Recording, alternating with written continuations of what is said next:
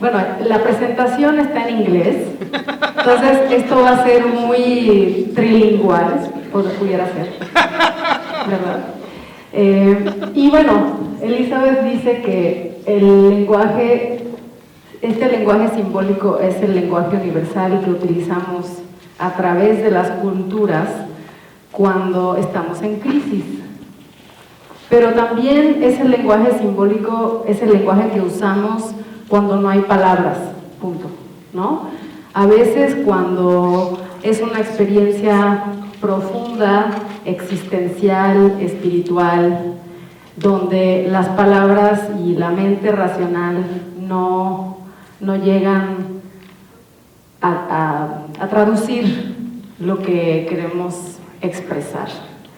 Entonces empezamos la vida antes que con el lenguaje que conocemos de palabras, empezamos con un lenguaje simbólico, experimental, ¿no? Experiencial. Ajá. Y todos tenemos la capacidad de comunicarnos y de entender este lenguaje. Ajá. Entonces, más allá de lo que podemos entender con lenguas, español, inglés, etcétera, portugués, entendemos simbólicamente y nos comunicamos simbólicamente, solo que nos hemos alejado mucho de esa naturaleza que tenemos todos. Entonces, finalmente, no estamos aquí para aprender tanto como para recordar, ¿sí? Todos podemos hacer esto. Entonces, para empezar, les quiero contar la historia que me inició a mí en este trabajo. Ya entramos en el mundo de los sueños. Ándale, gracias. Ya estamos aquí en el mundo simbólico, ¿verdad? Bueno, entonces, ¿sí me escuchan bien? Ok. Pues lo primero que vamos a hacer es que les voy a contar la historia de cómo yo empecé en este trabajo sin saber que era una iniciación para este momento en el que nos encontramos hoy. Y una de las cosas que también quiero antes de empezar compartir es que cada trayectoria de cada vida de cada uno de ustedes llegó a este momento en el que coincidimos todos. Y este momento es un momento muy importante que nos lleva a lo que sigue. Y es un honor para mí estar aquí con ustedes y que ustedes estén aquí conmigo. Y por lo mismo también quiero honrar y agradecer a mis maestros y a mis pacientes que fueron y han sido y siguen siendo también mis maestros. Y les recuerdo que aprendemos más de nuestros pacientes y en el momento presente que en ninguna escuela, ¿verdad que sí? ¿Todo bien? ¿Entendemos bien? ¿Sí, Tima? Ok, bien. Entonces, ¿cómo llegué yo a hacer este trabajo?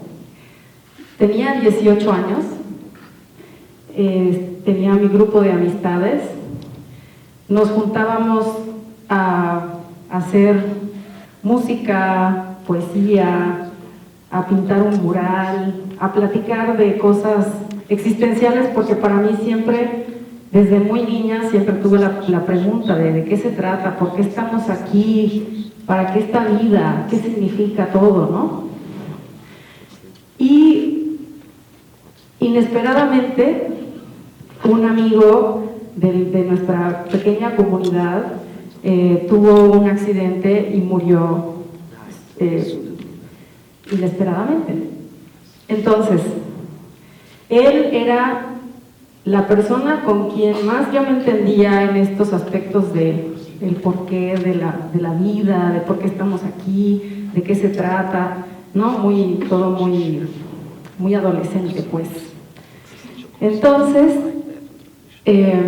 lo primero que se me ocurrió a mí cuando me llegó la llamada de que había muerto mi amigo Pedro fue: tenemos que juntarnos, nos tenemos que sentar en un círculo y tenemos que compartir nuestras preguntas, nuestros miedos, nuestra tristeza, nuestra soledad, lo que sea, ¿no? Y así le hicimos. Y nos juntábamos en el techo de mi casa y ahí nos sentábamos en círculo a hablar, a compartir, a llorar, a reír. Y esa noche, de la primera noche que nos juntamos en círculo en el techo de mi casa, estaba durmiendo y escuché que alguien llamaba mi nombre. No te puedo decir si fue un sueño, si fue una visión, si fue mi imaginación, si fue mi cerebro, si fue falta de oxígeno. ¿Quién sabe? ¿Ok? Pero una cosa que les voy a decir, todo lo que yo les cuento es por mi experiencia propia. No porque lo creo o no lo creo, ni porque los quiero convencer a que me crean. Yo les cuento mi historia porque a mí me pasó así. Y este es el primer ejercicio que vamos a tener que hacer siempre, que es que yo les voy a contar mi historia y ustedes la van a recibir. Su único trabajo es recibir, ¿no? Anotem isso. Anotem isso. É sério. Ok. Que su trabajo es recibir. Ok. Entonces, escucho mi nombre, salgo de mi cama, busco, escucho Wilka, Wilka. Voy al baño porque de ahí sale, no sé por qué del baño. No veo nada, pero escucho mi nombre. Bueno, me regreso a dormir. La segunda noche, Wilka. ¿Quién me llama? ¿Quién me llama? Voy al baño, me lavo la cara, me veo en el espejo y detrás de mí está Pedro. Me volteo, no hay nada. Me voy a dormir. De tercera noche, nada espantoso, Nada. No, en serio no. Como cualquier cosa. Escucho mi nombre, salgo, ya digo, bueno, ok, voy al baño. Ahí está Pedro. Lo veo desde el espejo y me dice, voltea. Vine contigo porque tú puedes. Volteo. Ahí está Pedro. Puede ser un sueño, puede ser una imaginación. Fue mi experiencia. ¿No? Yo no creo nada, pero fue mi experiencia. Volteo y Pedro está aquí y me hace así. Así. Ajá. En ese momento digo yo, pero eso es imposible, ¿no? Y Pedro me dice, no creas nada, no tienes que creer nada, solo tienes que dejar de creer todo. Y pues así, le agarré de la mano, esta fue como la cuarta noche, ¿verdad? Más o menos. Y nos transportamos al techo de mi casa. En el techo de mi casa me dice Pedro, vengo contigo porque, primero me dijo, sabía que tú sí puedes. Luego me dice, vengo contigo porque mi mamá está sufriendo mucho. Pedro tenía 19 años, yo tenía 18 años, y me dijo, mi mamá sufre y piensa que está loca, que se está volviendo loca. Estoy buscando hablar con ella y ella piensa que está loca, ¿no? Por favor, ve con mi mamá. Yo nunca conocí a su mamá, pues tuve que buscar el teléfono, a ver dónde vivía y decirle, señora, he estado soñando con su hijo y me gustaría verla. Y la señora me dijo, ok. Entonces, un viernes fui a casa de la señora y me senté con ella a contarle mis sueños, de que Pedro vino y de que me llamaba y que me dijo que ella estaba pensando que estaba loca. Y me dijo, sí, efectivamente, yo lo oigo, pero es imposible. Bueno, entonces, así cada semana me juntaba yo con la mamá de Pedro, después de que cada noche me encontraba con Pedro, subíamos al techo de mi casa y él me contaba muchas cosas cosas que yo no tenía la menor idea de qué se trataba. Me hablaba de gente, me hacía cuentos, me hablaba del mar. Éramos, todos pasábamos mucho tiempo en la playa en Puerto Rico, soy de Puerto Rico. Y yo iba con su mamá y le decía, pues soñé esto y soñé esto. Y le contaba y ella me decía, claro, porque esta persona y esta sí la conoces y yo no conozco nada. Pero todos los cuentos que me hacía Pedro, yo se los contaba como un sueño y ella sabía exactamente de qué se trataba y entendió muchas cosas. Entendió cosas de su familia, entendió cosas de las decisiones que tomaron en su vida y finalmente entendió que Pedro le hacía saber a ella, le quería comunicar que él había cumplido el propósito de su vida. Una gran parte de la angustia de su madre, de Pedro, era que él no vivió los 21 años, que antes de empezar su vida ya se había acabado. Y los sueños que yo le contaba a la señora le aseguraron a ella que Pedro sí había cumplido todo lo que había venido a cumplir en esta vida. Bueno, pasaron como 6 semanas, estuve viendo a la señora y un sueño que tuve, el último sueño que tuve,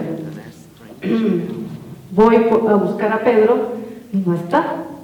Subo al techo y está allá. Viene cerca, cuando viene conmigo lo abrazo y se convierte en un bebé, mi sueño. Y lo veo y digo, bueno, ok. Ese viernes voy con la señora, me abre la puerta y me dice, todo va a estar bien. Mi hija está embarazada. Entonces, les cuento mi historia, porque después de que eso pasó, eso yo no se lo conté a nadie. Yo pensaba que también yo estaba loca, aunque fue una experiencia que evidentemente hizo un gran trabajo para una persona en duelo y a mí me enseñó algo de poder ir más allá de lo que creo que es posible. Pero lo olvidé, por muchos años lo olvidé porque no hay explicación, porque si les cuento aquí, estoy tomando el riesgo de contarle a todos aquí, van a decir, esta mujer está loca. Pero bueno, ahora que hago todo el trabajo que hago, específicamente que he trabajado mucho con los sueños y que los sueños también me han llevado a trabajar con la muerte, me doy cuenta de que todo esto tiene mucho sentido. No tengo que creer en ello porque lo he vivido y para mí es así. Lo que yo vivo es lo que yo vivo y es un hecho para mí. Y cada uno de nosotros tenemos nuestra propia experiencia que es un hecho para cada uno de nosotros.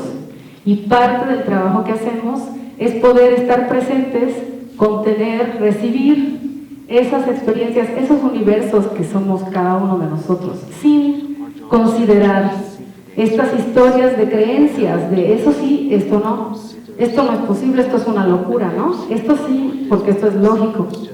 Nosotros tenemos que regresar a ese espacio donde no hay lógica, para poder entender el trabajo que estamos haciendo, especialmente cuando llegamos al final de la vida. Entonces, con permiso.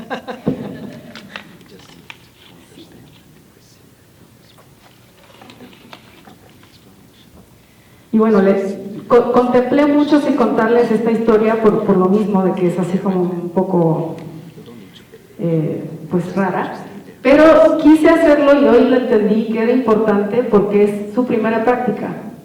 ¿Qué están pensando? ¿Qué surge dentro de ustedes? ¿Será posible? ¿No será posible? Yo no puedo creer esto, igual si lo pudiera hacer, no sé. Ustedes también van observando ¿qué surge dentro de mí cuando estoy contemplando y recibiendo la experiencia de otra persona? Eso también es parte de nuestro trabajo, ¿verdad? Entonces, lo que es el lenguaje simbólico, según yo lo entiendo, según yo lo he experimentado, es que a veces utilizamos el lenguaje simbólico literalmente con palabras. A veces sí.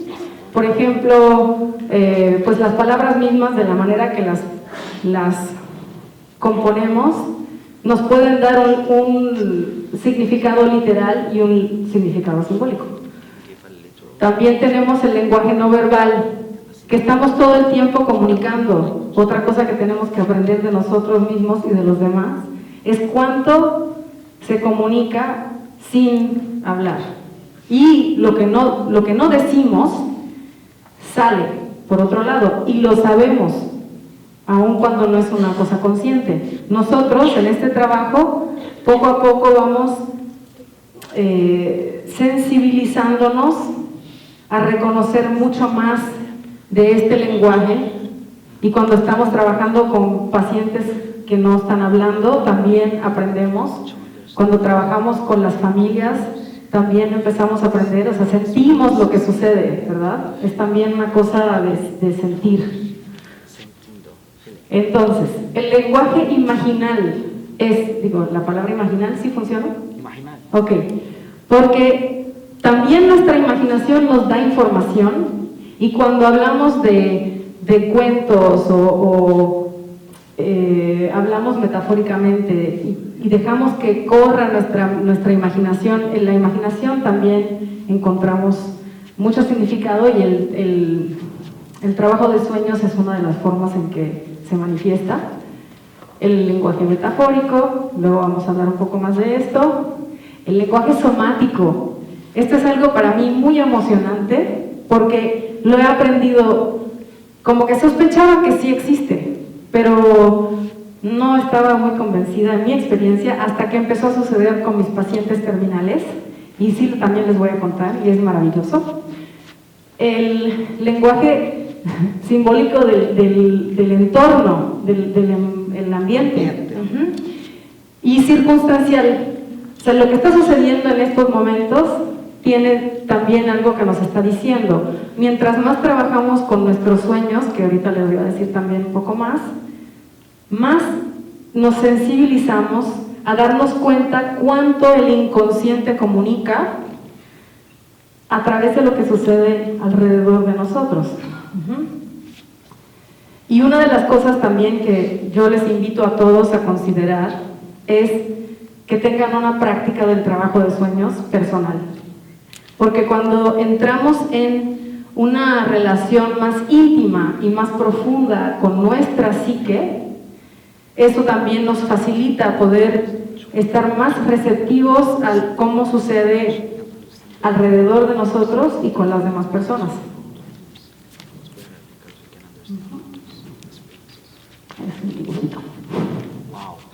Ahí, bueno, a ver, ¿quieren ver? Entonces les voy a contar, para empezar, porque después de lo que pasó con Pedro, 18 años, yo pues hice mi carrera, estudié psicología e historia del arte, comunicación interpersonal, eso fue mi primera fase de estudios, y luego decidí irme por el camino del arte. Hice una maestría en las Bellas Artes, fui profesora de arte, y entiendo ahora que eso también fue importante en mi desarrollo para el trabajo que hago hoy, porque aprendí muchísimo de cómo interpretar imágenes, composiciones, desde lo más literal hasta lo más abstracto, pero me di cuenta que mis estudiantes estaban tomando clases de arte para entenderse a ellos mismos. Entonces dije, no, lo tengo al revés. En vez de ser maestra de arte y luego trabajar psicología y espiritualidad con mis estudiantes, mejor voy a psicología y usamos el arte para trabajar. Entonces, les voy a compartir, cuando yo empecé, hice una maestría en psicología transpersonal, empecé a trabajar como psicóloga y tuve dos experiencias que me hicieron considerar mucho el trabajo que hacemos como psicólogos y como terapeutas. Mi primer caso, la señora CC, era una señora que vino conmigo, ella fue terapeuta de familia y vino conmigo a sus 63 años porque quería darle cierre a sus... ¿Cierre? Cierre, closure. Okay. sus asuntos personales, a sus heridas de familia, que ya ella estaba lista para tener un nuevo comienzo en su vida. Vino conmigo, hicimos terapia y trabajamos mucho con los sueños. Resulta que los sueños de cuando dormimos nos sirven como guía del trabajo terapéutico. Y si podemos aprender a conocer a nuestros pacientes a través de su lenguaje simbólico, ya sea con sus fantasías, con sus sueños, con sus circunstancias, con su somatismo, podemos entender mucho más de la trayectoria individual de cada uno de nuestros clientes o pacientes. Entonces, pues usábamos mucho los sueños, porque soñaba mucho y pues me los contaba y íbamos utilizando los sueños como guía para nuestro trabajo. Yo no consideré a la señora CC más allá que a ninguna otra persona hasta que sucedió lo que no esperábamos. Trabajamos juntas, no sé, yo diría que unos 9 meses, más o menos, y ella llegó un día y me dice: Wilka, me siento que hemos llegado como al cumplimiento de lo que yo vine a hacer contigo. Me siento resuelta, me siento tranquila, agradezco mucho todo lo que hemos hecho, estoy ya lista para esta nueva etapa de mi vida. Y me trajo un regalo, me agradeció muchísimo, tuvimos una última sesión muy bonita. Esto fue un lunes y el viernes la señora CC murió, inesperadamente, de nada que nadie pudiera haber predecido. Era una señora muy activa, ella nadaba, ¿qué más hacía? Jugaba al tenis y pues estaba perfectamente en normal condición. Fue a nadar el viernes, le dio un derrame y murió. Cuando supe la noticia, primero me tomó por sorpresa, pero después dije: no, pues estuvo bien. Hicimos el trabajo, ella estaba tranquila, se sentía resuelta y no pensé nada más acerca de eso. Aquí nada más les puse como la información del caso, pero luego pasó otra cosa, que fue que como 2 años después, más o menos, tuve otro paciente que es un señor de 80 años, vino conmigo a los 79, estuvimos trabajando juntos como 1 año y medio. Y él específicamente vino a verme porque quería hacer lo que dicen en inglés clean slate. ¿Cómo se dice clean slate? Como él quería borrón y empezar de nuevo, ¿sí? Recomeçar a vida. Ajá. Passar uma borracha. Ok, eso. Entonces vino conmigo porque dijo: ya quiero resolver mis preguntas existenciales. Era un hombre muy espiritual y traía una agonía alrededor de su identidad y de las heridas de cuando fue niño, y dijo: yo ya quiero sanar esto. Vino conmigo y trabajamos arduamente en esta resolución de estas partes que le daban tanta agonía. También soñaba muchísimo y me traía 5 o 6 sueños cada semana. Sí, y trabajábamos, y en el caso del señor JT, los sueños eran muy directos. O sea, venía y me decía exactamente: tenemos que trabajar con esta historia con mi hermano, con aquella historia con mi papá, con aquella historia con aquel no sé qué. O sea, era muy directo. Y pues ahí nos sentábamos, ok, pues vamos a trabajar esto, y se abrían puertas, se abrían caminos, se liberaban cosas. Los sueños con él fueron los más directos y le agradezco muchísimo porque me enseñó muchísimo, aprendí muchísimo con él. Y bueno, igualmente, en el caso de este señor, pues ya tenía 80 años, estaba por cumplir 81, y como por 6 semanas empezaron a salir sueños acerca de salir del cuerpo. Y esto a mí me llamó mucho la atención, o sea, eran esculturas que se liberaban, eran literalmente cuerpos que se dejaban atrás, desde lo más literal hasta lo más simbólico, era recurrente el tema de salir del cuerpo.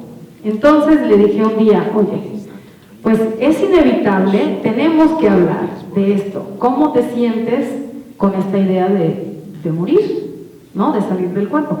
Entonces, como por 6 semanas estuvimos él y yo trabajando, ya habíamos resuelto sus cosas de su familia, preguntas acerca de su sexualidad y de su espiritualidad, y lo único que nos quedaba, para al parecer, era trabajar esto de cómo nos sentimos, cómo confrontamos el dejar el cuerpo atrás.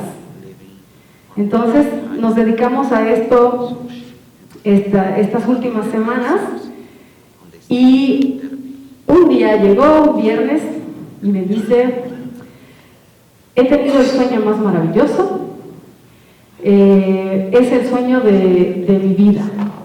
En este sueño vi todas las etapas de mi vida, y el sueño termina con que voy caminando hacia un espacio de luz de lo que me espera. Y él estaba muy feliz, ni siquiera nos sentamos a trabajar nada, me retrajo, iba a una fiesta, nos despedimos, y yo sentí, ahora sí, una sensación de, ¿será el final? Pero dije, no, pues yo que voy a estar pensando que es el final. Eso fue un viernes. El domingo me llama su señora que mi paciente se cayó y está en el hospital. Inmediatamente yo sentí, ay, se me va a morir. Entonces quería ir yo a verlo al hospital, lo trasladaron a otro hospital, no lo vi, pero sí hablé con él por teléfono. Y el miércoles ya él estaba bien, todo iba ya a regresar a la normalidad, su esposa se tranquilizó y se fue a su casa, todo el mundo se tranquilizó, y el miércoles en la noche murió en el hospital, solito. Entonces, al otro día pues ya me enteré, otra vez tuve como la sorpresa porque se había roto la cadera, pero ya estaba todo arreglado y todo el mundo ya estábamos tranquilos de que ya no se iba a morir, ¿sí? Pero entonces sí se murió.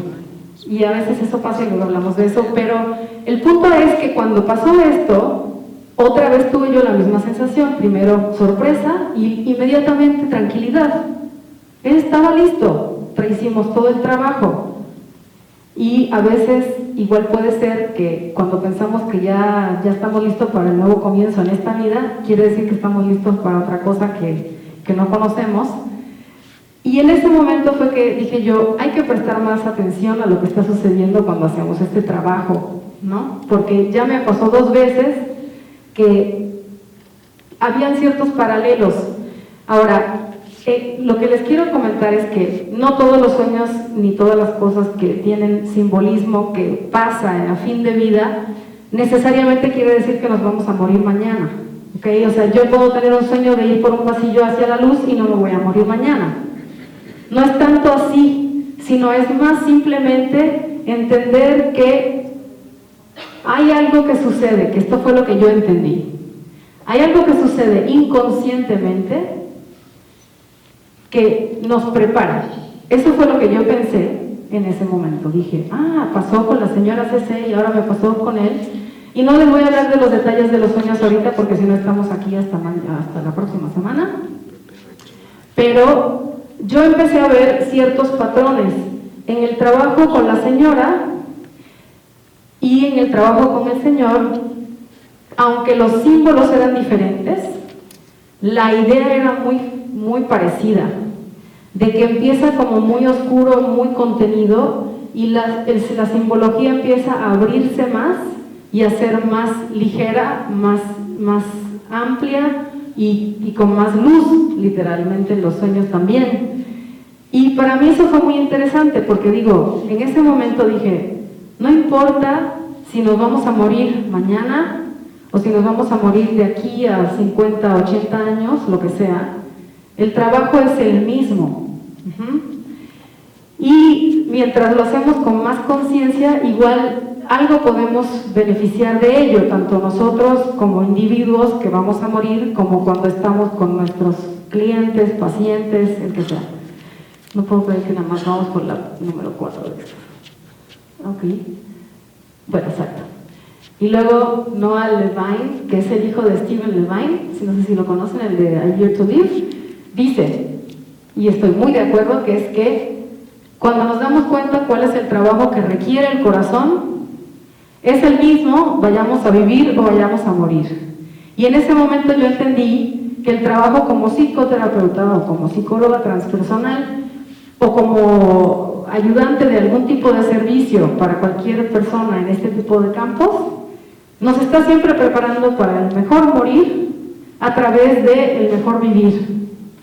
O sea que el trabajo sigue siendo el mismo. Y si lo vamos a hacerlo primero con nosotros, para poder de ahí apoyar a los demás cuando están entrando en su proceso y nos ven a nosotros como sus guías, ¿no?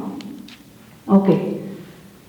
Y bueno, finalmente, que también estoy muy de acuerdo con esto, es que el trabajo que estamos aquí a emprender de alguna manera u otra es el trabajo de aprender el amor incondicional. Y ese es el gran trabajo de la vida.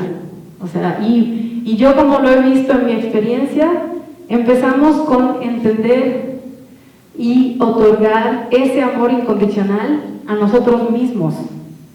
Y a veces es más fácil a través de los demás, pero eventualmente para poder liberarnos del cuerpo, que fue lo que aprendí con el señor JT, es que hay que llegar a un amor incondicional desenfrenado con nuestra vida, con cómo lo pasamos, con todo lo que hicimos, lo que no hicimos, etc. Y bueno, seguimos. Entonces, ¿cuál es el trabajo de vivir y del final de la vida? De la vida y del final de la vida. Es el mismo. Ajá. Y aquí está. Tenemos que aprender de alguna manera, como sea posible para cada persona, de hacer sentido de nuestra vida. Eso yo no te puedo decir a ti cómo tú le vas a hacer sentido. Tú encuentras tu sentido, yo te puedo enseñar como yo lo encontré, pero es un proceso que vamos paso a paso a través de toda la vida hasta ese último momento.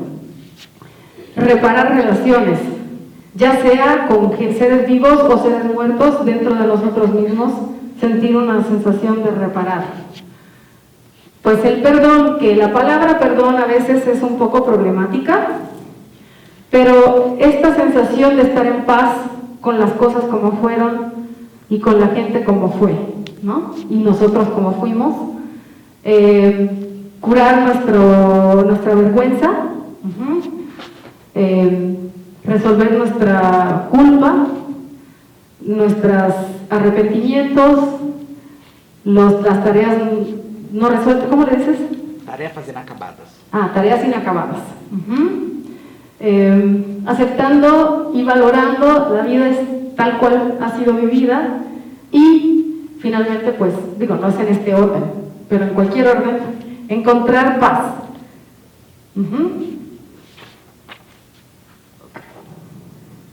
Otra cosa que hay que aprender muchísimo de esta vida, especialmente cuando estamos llegando a estos momentos de fin de vida o de dificultad, ya sea emocional, física, espiritual, cualquiera de ellas, nos pone en un espacio de inevitable receptividad.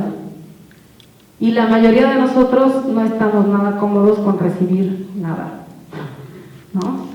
Entonces, el trabajo de vida y de fin de vida también requiere aprender a recibir, pero también el trabajo de vida y fin de vida como cuidadores o como personas de servicio, como personas de apoyo, de salud, de todas estas cosas, también para nosotros es importante recibir, como hablábamos antes. Ustedes van a recibir, yo voy a recibir las historias, las circunstancias, las emociones, las preguntas de las personas con quienes estamos trabajando. Y tenemos que poder recibir completamente, incondicionalmente. Este es el trabajo de vida y de fin de vida, recibir. Ese viejo. Y bueno, aquí nos dice Elizabeth, que bueno, ¿lo traduzco o lo entendemos?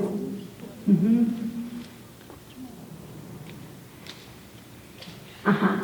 Esto es otra cosa que también es parte del trabajo de fin de vida, que si estamos presentes, sabemos mucho más de lo que pensamos que sabemos. Se despierta conocimiento dentro de nosotros más de lo que pensamos que conocemos. Tenemos todo un mundo de saber más allá de lo que pensamos que sabemos, que pensamos que sabemos que pensamos. Entonces, cuando uno de los momentos más maravillosos es estar con nuestros pacientes terminales en esa receptividad, o con nuestros pacientes de duelo. Estar en esa receptividad nos permite saber y permite al otro también reconocer todo lo que sabe. Y entre las cosas que sí saben es qué está pasando, por qué, y, o sea, todo. No sé si estoy diciendo demasiado, pero bueno. Pues sí, que una de las cosas más bonitas que podemos hacer es estar presentes y escuchar, otra vez, recibir. ¿Listo? Okay. Bueno, ahora vamos a movernos un poquito más hacia el trabajo de fin de vida, porque le conté acerca de estos dos pacientes porque entendí en ese momento que el trabajo que yo estaba haciendo se trataba de fin de vida, aun cuando en aquel tiempo yo no trabajaba con fin de vida. Y en ese momento me obsesioné con entender el trabajo de muerte y empecé a informarme y a capacitarme y a estudiar más, y me capacité como dula de muerte. No sé si aquí conocen. Ajá. Y entonces empecé a trabajar en ese ámbito también, pero yo siempre me consideré dula de muerte en todos los aspectos, con cualquier persona que venía conmigo, desde una niña de 25 años hasta el adulto de 85 años, siempre estamos acompañando en el proceso de vida y muerte, siempre. Y empecé a contextualizar mi trabajo de esa manera. El que viene conmigo es porque quiere aprender a morir bien, y vamos a aprender a morir bien a través de vivir bien, y si estamos de acuerdo, pues sí. ¿Sí? Entonces, todo el trabajo de acompañamiento también es trabajo de dula de muerte, según yo lo experimento. Entonces, hablando de cuando estamos trabajando con pacientes terminales, en mi caso, yo he tenido el honor y el privilegio de trabajar con pacientes que han decidido morir en su casa, pacientes que han decidido no tomar tratamientos invasivos, que están rodeados con sus familias. Entonces, la verdad me siento muy ingenua porque mi experiencia es muy dentro de ese ámbito, pero a la vez dentro de ese ámbito he tenido una oportunidad de trabajar y observar y acompañar el proceso orgánico de una forma sin tanta intervención. Y eso me ha dado la oportunidad de observar algunas cosas que son muy similares en los procesos de fin de vida, que cuando estamos en otros contextos igual es un poco más difícil de identificar, pero que estoy segura que sucede en todos los casos. Digo, pienso yo en mi experiencia, que todos llegamos a un espacio de conciencia, de cercanía a la muerte. Y eso yo lo siento que hasta con mis pacientes que no pensaban que se iban a morir, había un aspecto de ellos inconsciente que sí estaba consciente de que la muerte estaba cerca, y por lo mismo, a través del lenguaje simbólico de los sueños o de otras circunstancias de su entorno, nos llevaba al trabajo necesario para prepararse para un fin de vida bueno y digno, donde se completaron todas las tareas inconclusas, aunque no era una cosa totalmente consciente. Entonces, ahora que ya tengo mucha más experiencia, me doy cuenta de que el proceso sigue siendo el mismo. Entonces, mientras más podemos estar presentes con eso, más podemos apoyar ese proceso para la gente se vayan a morir mañana o de aquí a 100 años. Entonces, cosas que suceden, lo que llaman el Near Death Awareness, que es esta conciencia de la cercanía a la muerte, sea consciente o inconsciente, incluye cosas físicas, mentales, emocionales, sociales, espirituales, que se van desenvolviendo y que se van presentando mientras nos preparamos para morir. Y entonces, cuando estamos lidiando con personas que están conscientemente en un proceso de fin de vida, pues son cosas más conscientes. Pero lo que también ya conocemos, basado en mi experiencia, es que inconscientemente, si estamos cercanos a la muerte, también se está haciendo este trabajo.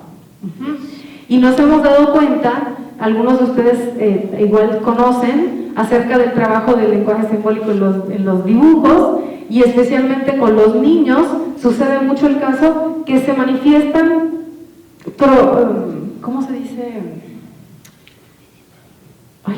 Anticipado. Ajá, no es pronóstico, ¿cuál es la palabra? Eles sabem quanto tempo vão. Ajá, es una cosa que predice, predictiva.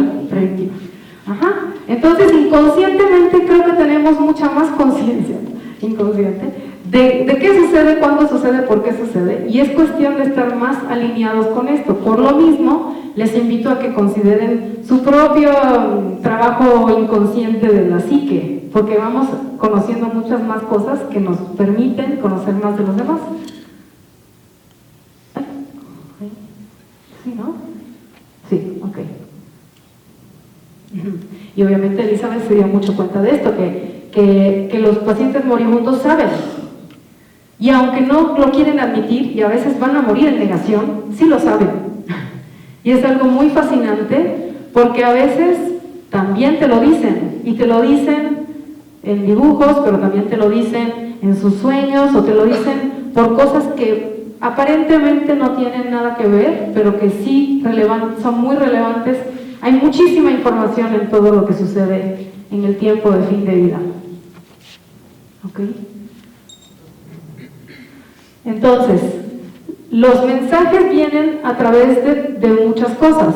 Puede ser a través de sueños, visiones, sincronías, pensamientos así que parece que salen de ningún lado, circunstancias, los síntomas, lo que sea viene con un propósito, y el propósito es despertar el impulso y el deseo de trabajar lo que no está trabajado, de las tareas inconclusas. Can I talk something? Sí, claro. Very interesting thing because we're going to. Okay. É uma coisa muito interessante porque nós vamos estudar no curso, neste treinamento, sobre sintomas físicos, mas também investigar o sentido do sintoma, porque em algumas pessoas certos sintomas aparecem, né? E o que isso revela sobre aquela pessoa. Isso é bastante importante, né? Porque o sintoma físico também pode ser uma linguagem simbólica. Sí, sí, totalmente. Y tengo dos casos que les voy a compartir muy emocionantes. Ok, entonces, se utiliza el lenguaje simbólico, los dibujos, los objetos, historias. Un paciente terminal realmente sí quiere la mayor, si les dan la oportunidad y le abres la oportunidad, tienen más disposición de hablar. Y la cosa es no ir con una idea de lo que quieres que te digan, sino simplemente abrir ese espacio a ver qué sale, y no importa lo que sale, está comunicando más allá de lo que te está comunicando literalmente, y eso es lo que hay que tener presentes. A veces, si también se lo permites, te van a querer contar lo que está sucediendo, cómo lo están sintiendo, desde su que se acuerdan, imágenes que tienen, sensaciones, y en todo eso que nos cuentan hay mucha información cuando pueden hablar, ¿no? Y también si le das la oportunidad, te van a decir exactamente lo que necesitan. A veces no se puede cumplir de una forma literal, también por eso es importante tener la receptividad de encontrar maneras de facilitar el proceso ya cuando sabemos qué es lo que necesitan. Entonces, una de las cosas más bonitas que podemos hacer es contener ese espacio y abrir ese corazón para recibir. Ese es de los mayores regalos que podemos dar y es algo de lo que aprendemos nosotros con nuestros pacientes. O sea, nuestros pacientes, como vimos ayer, que la señora con Elizabeth que decía, pero ¿cuál es el propósito? Pues es un gran propósito, un servicio que nos hacen a nosotros, nuestros pacientes, de poder dejar todo atrás y abrirnos más. ¿Y para qué? Para poder aprender a practicar y a, ¿cómo se dice? Embody. Encarnar lo que es el amor incondicional. O sea, que estamos todos en esta evolución juntos, ¿no? Ok, ¿cómo vamos a hacer para reconocer estos mensajes? Tenemos que prestar atención a todo, porque absolutamente todo puede estar dándonos información, como cuando tuvimos que cambiar el micrófono. Y, o sea, todo, aunque no se entienda, siempre es importante como abrirnos, recibirlos y asegurarle a la persona, porque un enfermo terminal a veces no puede hablar muy bien, de que sí estamos ahí con ellos y de que algo va a suceder y encontramos la manera de hacerlo. Y mientras más estamos en sintonía con eso, más capaces somos de facilitarlo. Es un proceso obviamente que con el tiempo y la experiencia lo hacemos mejor. Entonces, ¿qué nos damos cuenta? Pues de todo tipo de indicación de que una persona necesita comunicarnos algo, ¿no? Y se manifiesta de diferentes maneras. Y hay veces que el paciente no está comunicándose directamente con nosotros, pero se está comunicando. Y también ahí hay que prestar atención. Muchas veces dicen, no, pues está alucinando, está delirando. No, pero ahí también hay información muy importante, no tan importante. O sea, me ha pasado, y algunos de ustedes que trabajan con enfermos terminales también lo habrán visto, que toda la información que yo necesito para guiar a esta persona, me la dan ellos. Finalmente ellos nos dicen cómo y qué es lo que hace sentido, ¿no? Una persona que tiene unas creencias muy particulares o no sé, una práctica espiritual particular, nos da el lenguaje que ellos requieren para ser guiados. Entonces esto también es muy importante, que podamos hacernos en sintonía con el lenguaje que le va a funcionar a cada persona, ¿no? Porque mi lenguaje no le va a funcionar necesariamente, pero si yo aprendo de él o de ella, ellos me enseñan cómo guiarlos. Es un gran regalo que compartimos, o sea, que tanto damos como recibimos, es completamente recíproco. Ok. ¿Qué pasó aquí? Yes, I think, yes. Ok, aquí estábamos, ¿verdad? No, ya. Ok. Bien, ok. Entonces, ¿cómo responder? ¿Cómo debemos responder? Lo más sencillo es receptivos, abiertos, ¿no? Pero que siempre, si están hablando y quieren hablar, es demostrar el interés y pedir más información. Aquí no se trata de tratar de interpretar nada, nosotros solamente estamos aquí para recibir e integrar lo que estamos recibiendo, ¿sí? Entonces, preguntamos cosas abiertas para que puedan hablar más. Estamos como ofreciendo prompts, no sé cómo se dice prompts, para que ellos puedan hablar más. También le podemos, si pueden dibujar o si pueden hacer cosas con las manos más fácil que hablar, también eso se puede usar. Afirmar que sí, que estamos aquí, estamos queriendo entender más. Cuando no entendemos decimos, no entiendo, pero explícame mejor, o dime más, o cuando te dicen, ves algo y tú no lo ves, dices, ¿sabes qué? No, pero por favor cuéntame más. Nunca negar la experiencia que está teniendo la persona. Y sí, agradecerle muchísimo que están queriendo informarnos de algo. Finalmente, los encontramos donde están ellos, ¿verdad? Y bueno, lo que yo he observado es que consciente o inconscientemente, estos son algunos de los signos de cuando alguien está en este proceso de completar para terminar, ¿no? Y puede salir en sueños, puede salir en experiencias, puede salir en imaginaciones, en visiones, o sea, cualquier tipo de manera en la cual se presentan estas cosas. Por ejemplo, esto de expresar una sensación de completar o de haber terminado algo, a mí me sucedió con estos dos pacientes que nadie pensaba que se iban a morir, pero ellos tenían una sensación y una alegría de sentir que habían completado su trabajo psicológico espiritual, que pues no quiere decir que si yo me siento completa me voy a morir mañana, otra vez les digo, pero sí que cuando estamos específicamente en el entorno del enfermo terminal, empiezan a suceder estas cosas con más regularidad. Y ya sea que hay alguien que dice, hazme la maleta, ¿dices maleta? ¿Sí? ¿Suitcase? Yes. ¿Ok? O que sueñan con que están haciendo la maleta, o que dicen que ahí está mi mamá y mi tía que murieron cuando yo era joven, o he soñado con mi mamá y mi tía.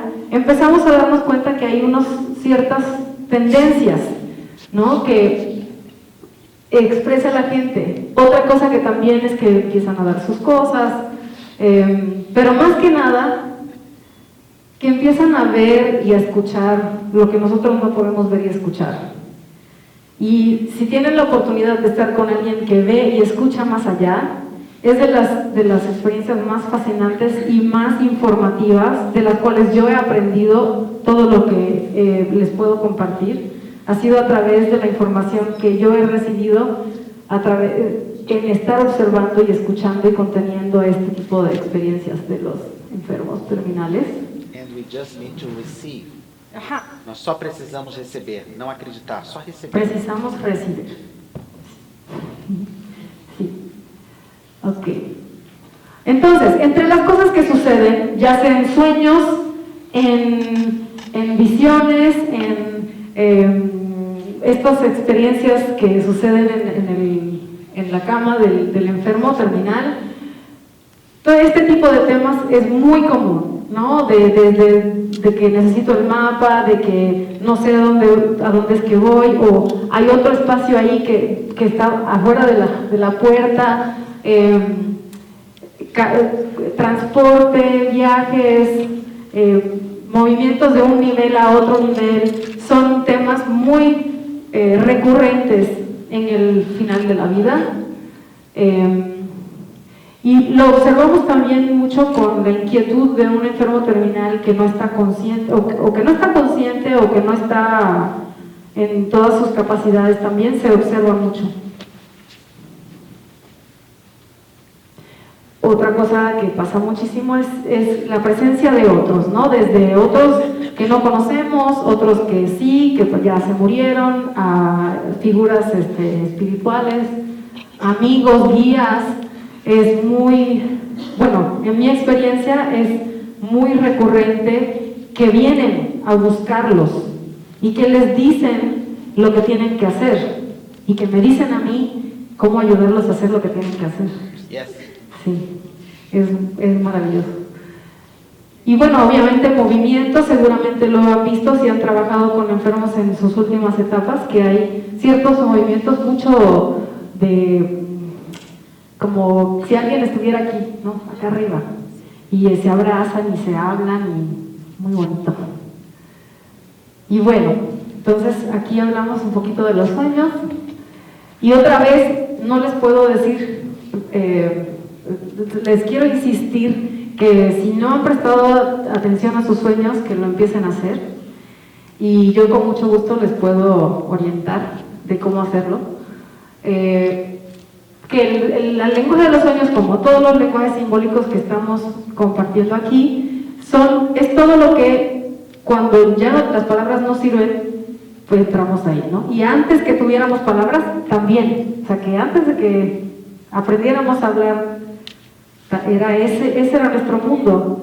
Y cuando nos vamos a morir, como yo lo veo, es que regresamos más a ese espacio que trasciende el lenguaje. Ajá. Entonces, ya les dije un poquito, pero los sueños nos ayudan nos guían en todos estos procesos del trabajo de vida y el trabajo de fin de vida. Nos guían con toda la información de qué es lo que necesitamos hacer para completar las tareas inconclusas, para trabajar nuestras vergüenzas, nuestras culpas, nuestros arrepentimientos, todas las cosas que nos quedan por completar, resolver, sanar. Y les tengo que decir que seguramente ya lo saben, pero que, como nos dijo Ana Michelle ayer, que el error está en asumir que el trabajo de vida y de fin de vida es solamente un aspecto médico-físico. Nos estamos olvidando de 3 o 4 o quién sabe cuántos más aspectos, cuando solamente decimos ya no hay nada más que hacer. Porque no es cierto, cuando no hay nada más que hacer físicamente, hay muchísimo que hacer en todos los demás aspectos. Y esa es una gran parte de nuestro trabajo, es entrar a honrar todos los demás aspectos que van en conjunto con el aspecto físico. Entonces, nuestro trabajo es de asegurarnos que estamos trabajando lo que hay que hacer espiritualmente, emocionalmente, socialmente. Entonces los sueños, si nos familiarizamos con cómo sueña o cómo se manifiesta en la imaginación nuestro paciente, tenemos más capacidad de entender qué es lo que nos dice, qué es lo que le dice, de qué es lo que tenemos que terminar de hacer. Y además, los sueños nos dan reportes de cómo vamos en este proceso. Y esto sucede todos los días, no solamente al final de la vida. Todo el tiempo nuestros sueños nos están diciendo, esto te falta por trabajar, esto ya lo lograste a este nivel, esto ni te habías dado cuenta, pero ya lo sanaste. Entonces, mientras más prestamos atención, más al día, más al corriente estamos con nuestro proceso de trabajo de vida y trabajo de fin de vida. Y bueno, esto es nada más para reiterar que hay un aspecto de nosotros que sabe todo ya, de antemano. Y que lo que estamos haciendo en este trabajo del lenguaje simbólico es alineándonos y sintonizándonos con eso que ya sabe. Mira que se cortó. Y bueno, otros temas que vienen en el proceso de la manera en que los enfermos terminales o nuestros pacientes nos van diciendo lo que necesitan, a veces sienten mucha sensación de que están estancados de algo, ¿no? Esta imagen puede surgir en los sueños, pero también puede ser una sensación o puede ser simplemente la incomodidad en lo que están viviendo. Y en estos casos, pues nuestro trabajo es tratar de identificar cómo podemos ayudarlos a sentirse liberados o unstuck. Y la otra cosa que es muy maravillosa es que aunque decimos que no sabemos cuándo vamos a morir, hay una parte de nosotros que sí sabe, y no solamente sabe, sino que también decide. No sé si algunos de ustedes que han trabajado con enfermos terminales se han dado cuenta que hay un momento en el cual la persona decide si sí o no, si espera a la hermana o si no, o si al hijo o si no, o si cuando están todos o cuando se salen todos, ¿no? O si aquí o allá. Bueno, entonces también hay una negociación que ocurre en cierto punto del proceso de fin de vida en el cual hay un poco de voluntad. Es algo muy curioso para mí esto. Entonces, llegamos aquí a este aspecto. ¿Cómo vamos de tiempo? Okay. Muy bien. Ok. Porque les voy a contar ahora de mis experiencias. Bueno, les voy a dar dos que son muy obvias, para mí fueron muy ejemplares de cómo se manifiesta el conflicto emocional en la experiencia física somática del paciente. ¿Ok? Entonces vamos a empezar a hablar del señor RC, que de 74 años vino conmigo a trabajar sueños y luego también fue mi estudiante de Tai Chi y tuvimos una relación terapéutica por varios años. Y en este caso sí voy a hablar un poquito de su tema, de su conflicto emocional, para que tengamos un poquito más de contexto. Murió su esposa cuando sus hijas tenían 12 y 14 años. Y la familia de la señora que murió le quitó a sus hijas a este señor. Y él quedó siempre con el dolor de que no pudo tener una relación más presente con sus hijas. Pues ya habían pasado como más de 30 años cuando yo lo conocí. Y esa era su historia recurrente, ¿no? Quisiera estar más cerca de mis hijas, pero siento que no tengo el derecho y de que ellas no tienen el interés. Entonces él tenía un conflicto muy fuerte de querer echar adelante para estar con ellas o algo que quería resolver, y esta idea de que era imposible imponer su deseo con sus hijas. Y esto es un tema, la verdad, muy común con los papás adultos, digo, ¿cómo le dices? Pais adultos viúvos. De que piensan y sienten que no tienen el derecho de imponerse con sus hijos, aun cuando es para sanar. Entonces, empezó primero a tener problemas de los dientes. Se le estaban cayendo todos los dientes. Y yo, medio bromeando, le decía, oye, pero ¿qué es lo que quieres decir que hasta se te caen los dientes para no decirlo? No me hizo caso. Bueno, no importa, no es que no me hizo caso, no importa, así fue. Y de momento decía, es que me quiero ir a donde vivían sus hijas. Él vivía en otro país, quería estar con ellas, quería acercarse, pero no toda esta cosa. Empezó a tener problemas con las piernas, no se podía mover y empezaba a no poder caminar bien. Y otra vez yo le decía, ¿a dónde quieres ir que sientes que es tan imposible que ya no te funcionan las piernas? Bueno, pues seguimos progresando. Una de sus hijas venía a visitarlo, estaba muy feliz, y por una razón a último momento la hija dice, no voy a ir. Y él empieza a sentir más agonía. Le dije, oye, ojo porque te vas a enfermar. Algo va a pasar, tu cuerpo va a somatizar esta frustración de no poder resolver con tu hija, ¿por qué no hablas con ella? Bueno, pues lo que sucedió, en vez de que habló con ella, fue que tuvo un episodio de... ¿Cómo se dice? Jaundice. Jaundice? Ajá. Ictericia. ¿Cómo? Ictericia. Ictericia. Y... Ictericia. Tuvo que ir al hospital, tuvo que hablarle a su hija, voy al hospital, y su hija, que no había todavía cancelado su boleto de avión, dijo, voy. Sí. Entonces, llega, descubren que tiene el páncreas muy inflamado y que por eso está teniendo problemas con su bilis y que tienen que hacer una operación de emergencia. Y en esa operación de emergencia descubren que tiene un cáncer de páncreas muy, muy agresivo, muy así, ¿no?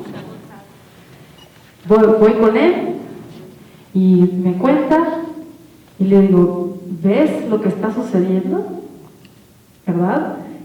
Y me dice, sí, y estoy perfectamente contento con ello. Así me dice.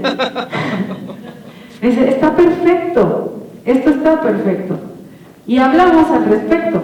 Dice, yo no lo pude hacer de una mejor manera. O sea, me parece es ejemplar porque sí, qué buena actitud, ¿no? Él dijo, yo no lo pude hacer, mi cuerpo lo hizo por mí. De esta manera, porque lo que pasa con la hija que no les dije es que estaba embarazada, por eso iba a cancelar su viaje.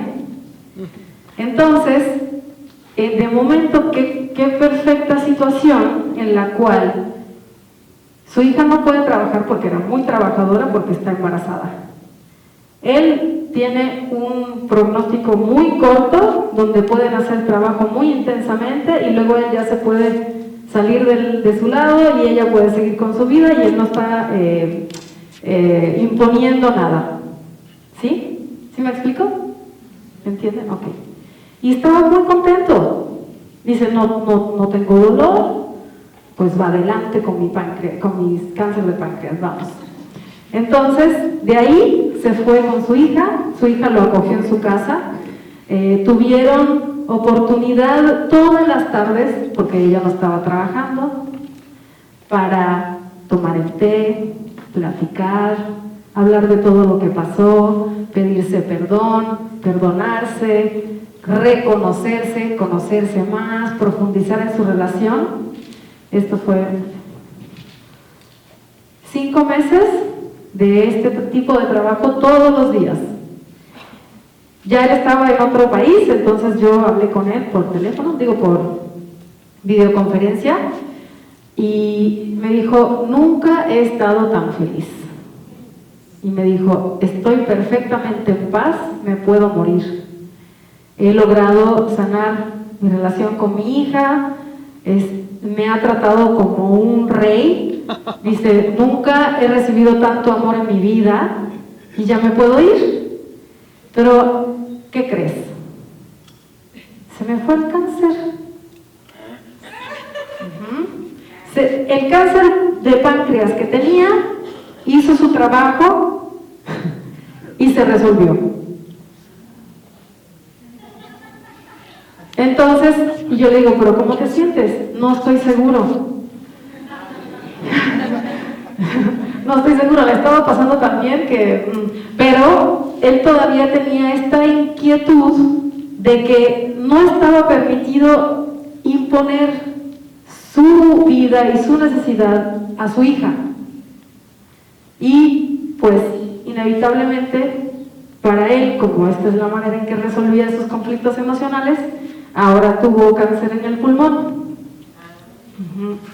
Entonces, habrá los que tienen teorías o hipótesis de diferentes cosas que manifiestan, pero esta fue la experiencia que yo viví con él y entendí que inconscientemente él pues decidió que él estaba perfectamente bien con cómo fueron las cosas, vivió hasta que nació su nieto y se fue.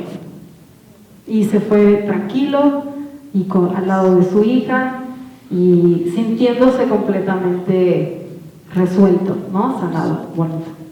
Entonces, esta es mi primera historia que les cuento y les cuento una más, que es la de el señor CR, un hombre que yo llegué a conocerlo antes, sin saberlo, como que no sabía, 10 años antes de venir a su cama de muerte, como dula de muerte, lo había conocido como consultora de arte, que fui en algún momento, y que para un trabajo que hice para un hotel, compré una obra de arte que había hecho él, por pura coincidencia, y cuando llegué con él, me dijo, ay, sí, ¿te acuerdas de mí? No me acordaba porque estaba muy desmejorado, pero luego ya supe quién era, ¿no? Y pues qué bonito, porque yo llegué, y estas cosas también pasan, que no entendemos cómo pasan, pero para él era muy importante que fuera alguien con quien pudiera sentirse cómodo, ¿no? Y llegué yo y me reconoció y pudimos hacer un bonito trabajo muy consciente e intencional de fin de vida. Él, cuando yo llegué con él llevaba en cama por lo menos, yo creo que como 3 meses, después de haber tenido una operación como 6 meses antes para cáncer de próstata. Y él no quería más tratamiento, le hicieron esta operación y pues ya llegó a este punto de estar en cama y me llamaron y bueno, pues cuando yo llegué el primer día con él, lo que hacemos es que hacemos como dula de muerte, hacemos un asesoramiento, como una entrevista de asesoramiento, ¿no? Para ir viendo qué pasa, qué nos cuenta, para tener más o menos alguna idea de dónde está el trabajo no resuelto y cómo podemos adentrar en él. Y en el caso del señor C, su gran agonía era alrededor de el maltrato colectivo del hombre en contra de la mujer. Muy,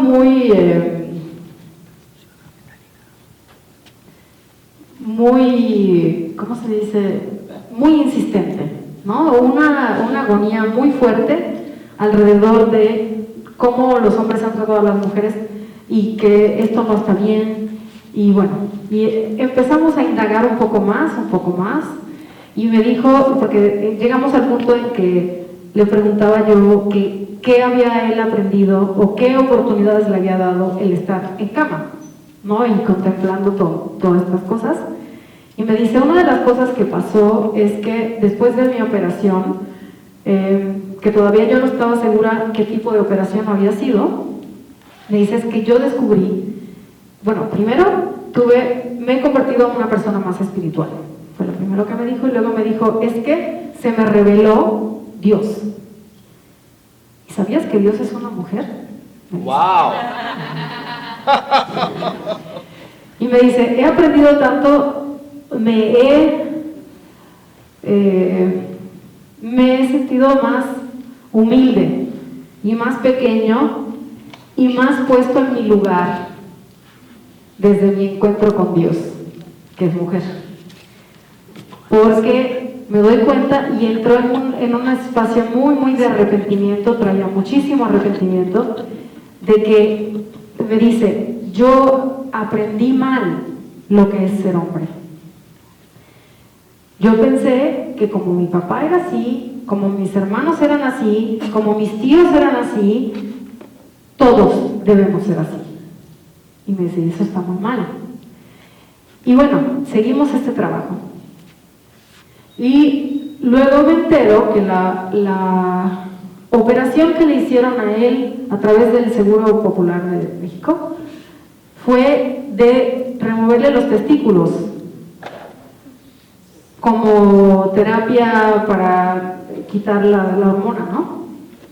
Entonces, sigue insistiéndome de su convicción de que todo el mundo supiera, él quería que todo el mundo supiera que él se había dado cuenta de que tratar así a las mujeres estaba mal, y eventualmente llegó a admitirme que su esposa murió 2 años antes y él tenía una niña de 11 años, tenía una niña ya grande, también una niña de 11 años, y una de las cosas que él se arrepintió más cuando murió su esposa fue que no pudo estar con su hija, se le quitaron la custodia, y él sentía que ahí era donde tenía que hacer su trabajo con su hija, pero más que nada él quería que todo el mundo entendiera que él había cambiado, porque no fue hasta mucho después que me admitió de que él había sido abusivo con su esposa y con sus hijas y con cualquier mujer en el mundo. Le tomó mucho tiempo llegar a ese punto de admitir de sus propias, lo que él entendía que eran sus pecados, y que él necesitaba que fuera claro que él entendió que estuvo mal, que se arrepentía hasta el final. En ese momento le dije yo, oye, pero a ver, ¿qué fue lo que te hicieron cuando fuiste al hospital? Y me dijo, pues me cortaron los huevos. Y le dije, ¿y tú qué piensas que es eso, no? O sea, ¿de qué se trata? Cuéntame. Y como que le cayó el 20 y dijo, ay, nunca había pensado eso. Y le dije, si tú me preguntaras a mí, estamos aquí porque tú has demostrado tan profundamente tu arrepentimiento que a eso llegó. Y en ese momento sintió una paz, dijo, ahora nadie va a dudar de lo cuánto me arrepentí. Y bueno, de ahí me cuenta, bueno, esa es una parte, voy a hacer como pausa para decirles otra cosa y luego regresamos a esta historia de su cuerpo como el sacrificio que demuestra su arrepentimiento y su, ¿cómo se dice? Redención. Así es. Ok. Entonces, el señor era pintor y estuvimos ahí. Cuando yo llegué, estaba su vecina, la hija de su vecina, su cocinera que se convirtió en su cuidadora y yo. Y después de que estuve yo con él unos días, llegaron sus 2 hijas. Entonces estábamos 6 mujeres con este hombre cuidándolo en el proceso de muerte. Antes de llegar a la profundidad que les conté del proceso en el cual él se vino a dar cuenta de que su convicción, de su arrepentimiento y de que todo el mundo supiera que el trabajo que el trato de hombres a mujeres estaba mal y que él dedicaba su vida básicamente y su muerte a una transformación como colectiva de la relación hombre-mujer, masculino-femenino. Antes de llegar a eso, estaba esta pintura ahí en la tablilla de la casa y él se la quería regalar a la cuidadora y dijo, tráigamela para acá, vamos a verla. Y nos sentamos así a ver la pintura y decía, a ver Milka, ¿tú qué piensas? ¿De qué se trata esta pintura? Y empezábamos a hablar del azul, del océano, del inconsciente, del vientre, del origen de todas las cosas, de la vida y la muerte. Y la cuidadora, que tenía 3 hijos, decía, a mí me encanta esta obra porque yo la veo así, estamos mi esposo y yo, mis 3 hijos, y en ese espacio, ahí vas a estar tú, le decía el Señor. Y de esta manera, a través de esta imagen, empezamos la conversación de lo que estaba sucediendo, porque aun cuando el Señor sabía que se estaba muriendo de cáncer, nunca quería hablar de eso. Y esta pintura, que era un gesto de regalar algo a alguien como agradecimiento, como reconocimiento, fue la puerta que nos permitió a los 3 empezar a hablar de que efectivamente nos estamos preparando para este proceso de muerte. Y empezamos a hablar de la palabra muerte en ese momento. Antes de eso no estábamos hablando de morir. Entonces nada más les quería compartir eso porque a veces son cosas que están en el entorno o gestos de te voy a regalar algo, o déjame te cuento, o tú qué piensas. Son formas en las cuales nuestros pacientes abren puertas para tener conversaciones aparentemente difíciles, que finalmente no son tan difíciles como tememos que son. Él no entendía por qué, si lo único que él podía hacer era pintar, le había quitado su diosa la habilidad de pintar. Y me dijo, pero te voy a contar de mi última obra, que lo que pude hacer, que se llama Un lugar llamado Venus. Me dice, ¿sabes cuál es ese lugar? Y yo le digo, bueno, pues me puedo imaginar que es el lugar donde, pues, es el lugar de las mujeres. Y me dice, sí, no solamente es el lugar de las mujeres. Yo le digo, me dice, es el lugar donde las mujeres son las líderes, donde las mujeres son las que rigen y deciden. También es el lugar donde las mujeres están seguras, protegidas, donde son respetadas, donde sus palabras son la ley. Y es el lugar donde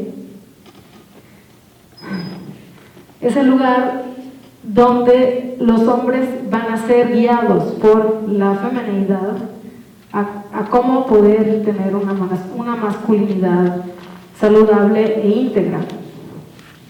Y esta es la obra que cuando me junté con sus hijas después de su muerte, le dije, esta obra no la vendan ni la regalen, porque él fue pintor bastante reconocido y pues estaban vendiendo sus obras.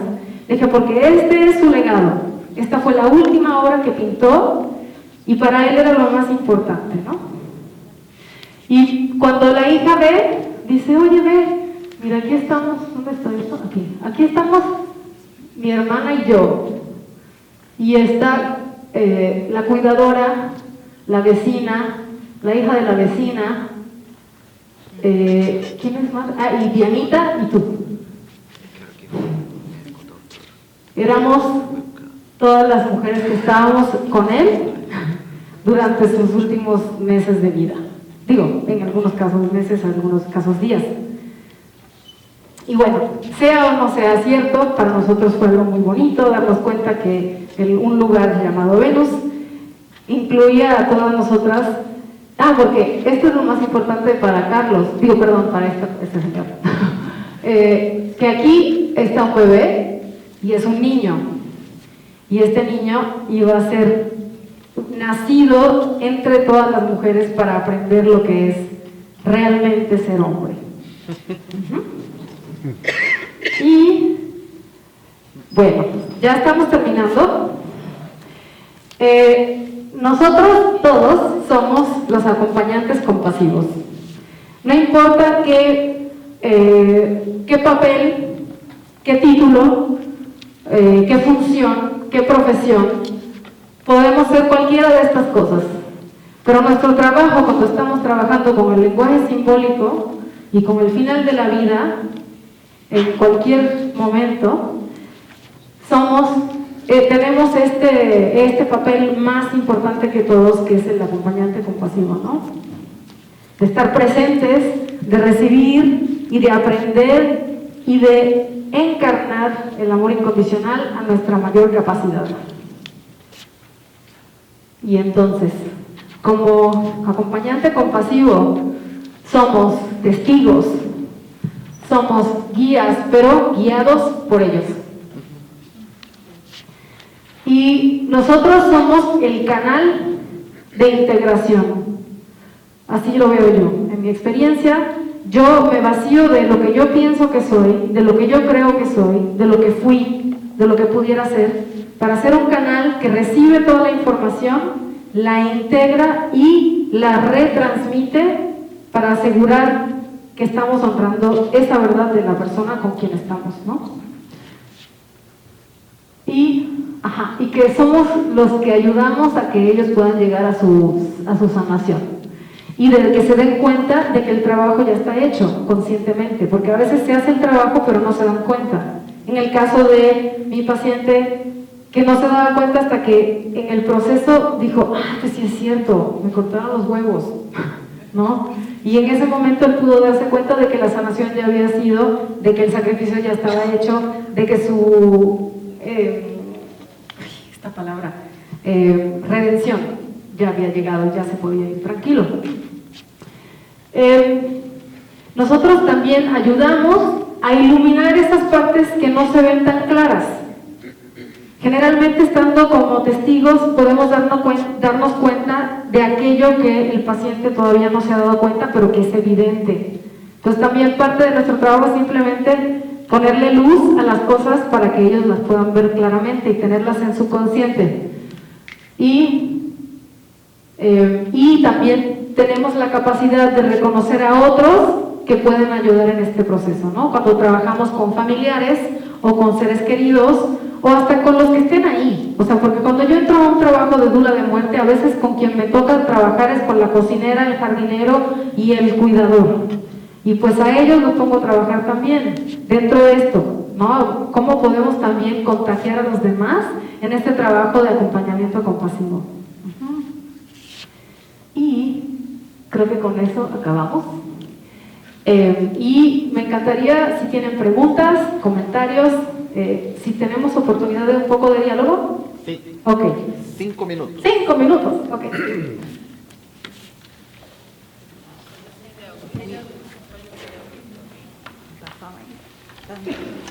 Rodrigo, pode acender a luz? Tá. Oh, congratulations, Luca. My name is Camila. Fala em português. Tá. Como você trabalhou e estudou com a Clarissa Pinkola-Stess, né? Você costuma trabalhar através dos sonhos, né, com os arquétipos, inconsciente coletivo, archetypes, arquetipo. Collective inconscience, the natural predator in the interior of the subject, and life, death, and life, vida, morte, vida, etc. Narratives, stories. Pergunta? Oi, a pergunta. Sim, porque Sim, sim. How? Como? Through the dreams. Through the dreams. Sí. Bueno, lo primero es conocer nuestro propio proceso, ¿verdad? Siempre es así. Entonces, trabajando con nuestros propios sueños, vamos dándonos cuenta de cómo puede funcionar. Y dentro de ese entendimiento podemos empezar a entenderlo en los demás. O sea, es un poco de todo. Obviamente que hay teoría, hay información, hay cursos, siempre. Pero también hay un guía interior, que es lo que tratamos de identificar en nosotros y luego ayudar al otro a identificarlo en ellos. Ajá. El trabajo de sueños, en mi caso, digo, es que yo siempre sentí mucha conexión con mis sueños. Entonces siempre presté atención, igual tenía una facilidad con ellos, ¿no?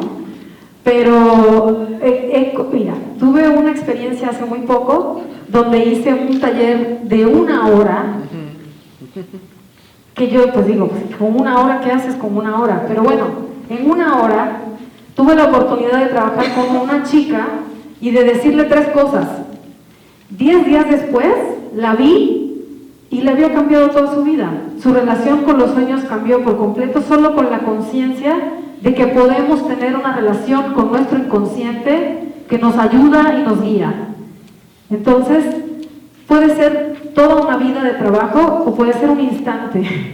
Entonces, lo que te puedo decir es que con mucho gusto yo te comparto más. Vamos a hacer un taller la próxima semana. Entonces, pero antes que todo, si tienen esta pregunta de cómo trabajo con los sueños, empieza prestando atención a los tuyos, escribiéndolos, o por lo menos contemplándolos un rato, cada día, y decir, estoy prestando atención, tengo la intención de conocer más. Y ahí mismo empieza, está esperándote. O sea, tu inconsciente te está esperando. Es cuestión de decir, ya estoy presente, comunícate conmigo. Eso es lo más sencillo que te puedo decir. Es la respuesta corta. A outra demora 40 horas. allá arriba.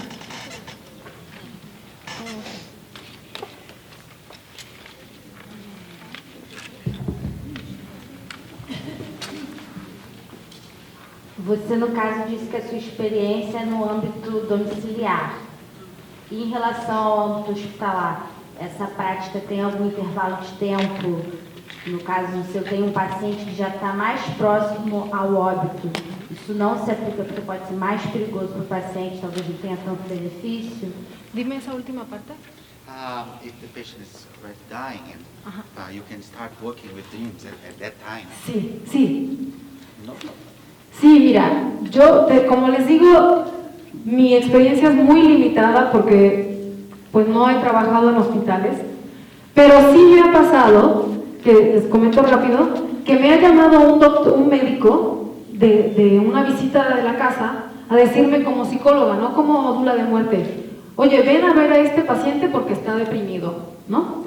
Voy con la familia primero y cuando llego con el paciente está casi listo para morir activamente ya. O sea, la negación del médico no permitió facilitar un proceso y yo llego en ese último momento, donde ya es cuestión de decir, tú no te preocupes, yo estoy aquí para trabajar con tu familia, tú tranquilo. Y en ese momento el paciente dice, me voy y el trabajo es con la familia. Y esta es otra parte que no les pude decir, pero en mi experiencia, trabajar con alguien que tenga contacto y conocimiento de la persona es tan eficaz como trabajar con el paciente mismo. Entonces, a veces el trabajo de tareas inconclusas, o el trabajo de vergüenzas, o el trabajo de linaje, de muchas cosas, heridas, etcétera, se puede sanar para el paciente con sus familiares. Entonces también tenemos esa oportunidad. Sí. Bueno, en la primera pregunta, para mí, el yo conocerme a mí primero, me permite poder saber cuándo lo que sucede en mí es para mi paciente y cuándo no. Pero un autoconocimiento muy profundo me ayuda mucho para no imponer nada y sí reconocer cuándo es una forma de guiar al otro, ¿no? La segunda pregunta es que en mi experiencia, como te dije, no he trabajado con pacientes muy medicados, pero yo reconozco que pacientes que tienen lo que parecieran alucinaciones o que parecieran delirios, no son. Yo entiendo que podemos tener pesadillas o podemos tener sueños, podemos tener visiones o podemos tener como hauntings, ¿cómo se dice esto? Como que se sienten como que da miedo, y en todos los casos hay información que nos sirve. En el caso de las visiones, de los sueños, de las alucinaciones, pero cuando son experiencias de final de vida, hay una continuidad y hay una manera de darnos cuenta que no es un delirio. Yo creo que más que nada se ha negado esta realidad de que es importante lo que sucede aun cuando no hace sentido. Entonces ha sido más fácil decir, no, está alucinando, ponle medicamentos o que se ponga a dormir, porque es más fácil no tener que explicar lo inexplicable. Pero en mi experiencia siempre, y como yo he trabajado con pacientes que no están tan medicados, tienen todo ese tipo de experiencias, unas que son muy bonitas y unas que son muy aterradoras, y trabajamos con eso, no importa lo que sea, porque siempre hay información que requiere resolución. Y generalmente las visiones o los delirios que dan miedo o que dan angustia son los urgentes. Entonces trabajamos con eso para llegar a una tranquilidad en vez de echarle parches, ¿cómo dices? Setar. Ándale, ajá. Então nós agradecemos ao Wilka, que veio lá do México. Agradecemos profundamente a ela.